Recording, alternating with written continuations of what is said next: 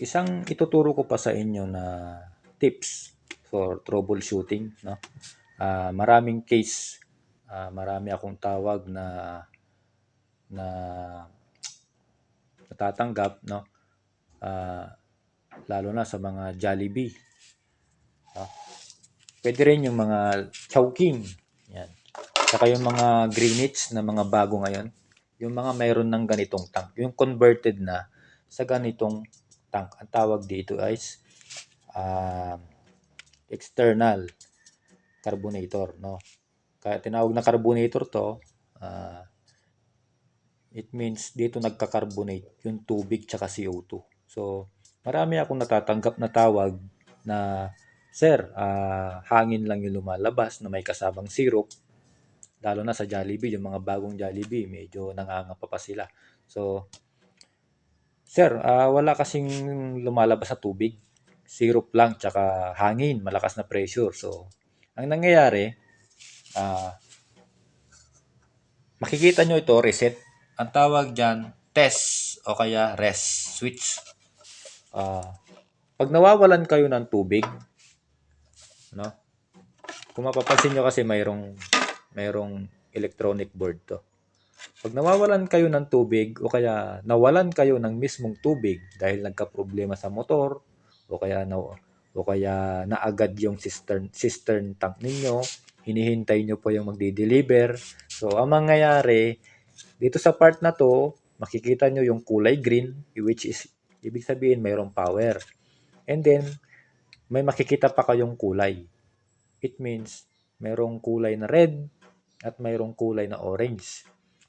Yung kulay red, yun yung time na nawalan kayo ng tubig o kaya humina yung tubig ninyo from 20 PSI below, no? Halimbawa, nag 10 PSI na lang kasi nagkaroon ng problema sa waterline yun. Magre-red to once na humina yung pressure ng tubig ninyo.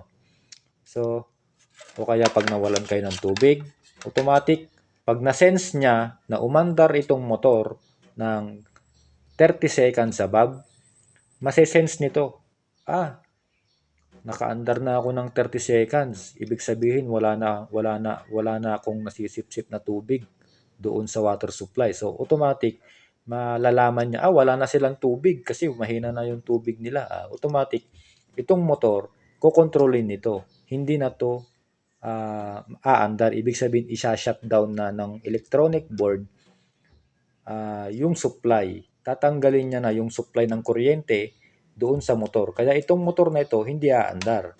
Pero ito magkakaroon siya ng signal. Ang kulay ng signal niya is kulay red. Ibig sabihin pag nagkulay red, ibig sabihin nun naka-shutdown temporary. Pero pag ang kulay niya, mapapansin niyo naman pag umaandar yung motor, ang kulay ng electronic board is kulay orange. Ibig sabihin on operation, ongoing operation yung motor, umaandar yung motor. Pag nawala na yung kulay at nag-stop yung motor, ibig sabihin normal lang siya. Normal lang yung andar. Ibig sabihin wala kayong problema sa tubig.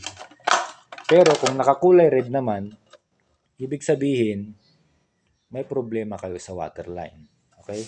So, sir, okay na nakapag-deliver na sila.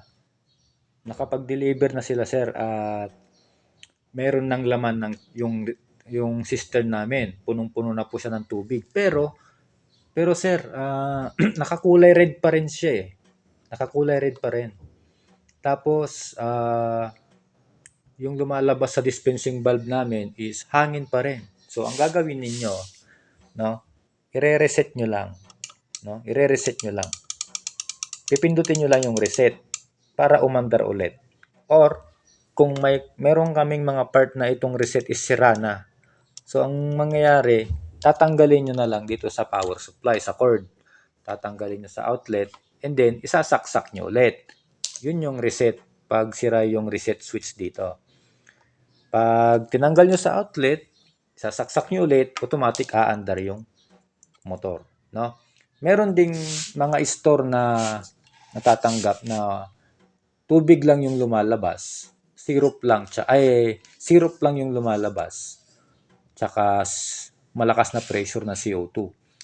Meron din time na yung mga yung mga cord kasi nila, yung mga outlet nila nasa ilalim. So, merong pag nakita nyo na walang kulay green, walang power, wala siyang kulay green na ilaw. Ibig sabihin, yung power ninyo, yung power supply cord, baka natanggal sa outlet, no? Baka natanggal sa outlet. Ang gagawin niyo lang, isasaksak niyo lang para umandar siya. Okay? And then, magdi-dispense lang kayo ng mga 5 seconds para lumabas yung tubig at mailabas niya yung pressure. Okay? So, meron din times na, sir, nakasaksak naman siya pero walang power. Nakasaksak naman siya, sir, pero walang power yung electronic board, yung box. Ang ito trouble naman ninyo, i-observe niyo yung outlet nyo kasi yung mga bagong Jollibee ngayon, bagong Greenwich, bagong mang Chowking, yung mga outlet nila is naka GFCI na. Ano ba yung GFCI? Ground Fault Circuit Interrupter. Yun, nangyayari, pag may nag-short circuit, automatic, may breaker yun na mag-off. So, ang gagawin nyo, mayroong dalawang button doon. Yung isa off, yung isa on. Ngayon, i-on nyo lang yung bandang upper part ng button dun sa outlet ninyo. Isi-switch nyo lang yun para mag-on. No? Kasi kadalasan ganoon, hindi alam ng manager yung kung paano i-switch on. No? So, yung mga manager na nakakaalam, turuan natin yung mga kasama nating manager kung paano i-switch on yung GFCI ng outlet natin. No?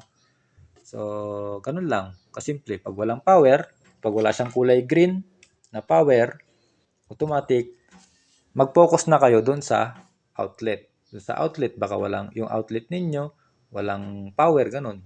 O kaya naman, yung wire nito, hindi nakasaksak. So, wala talagang power. Kung naka-red zone naman siya, kung nakakulay red naman siya, ibig sabihin, nawalan kayo ng tubig. So, baka nagkaroon kayo ng contractor na pinatay yung inlet ng tubig dahil may ginagawang motor, pinapalitan yung water filter natin. So, automatic, wag niyong gagamitin. Pag mayroon tayong mga ongoing repair sa ating mga tubig, wag niyong gagamitin yung coke natin, no? So, pag nakakulay red, ibig sabihin, i-reset nyo lang pag mayroon na kayong tubig. Okay? Para umanda. Thank you.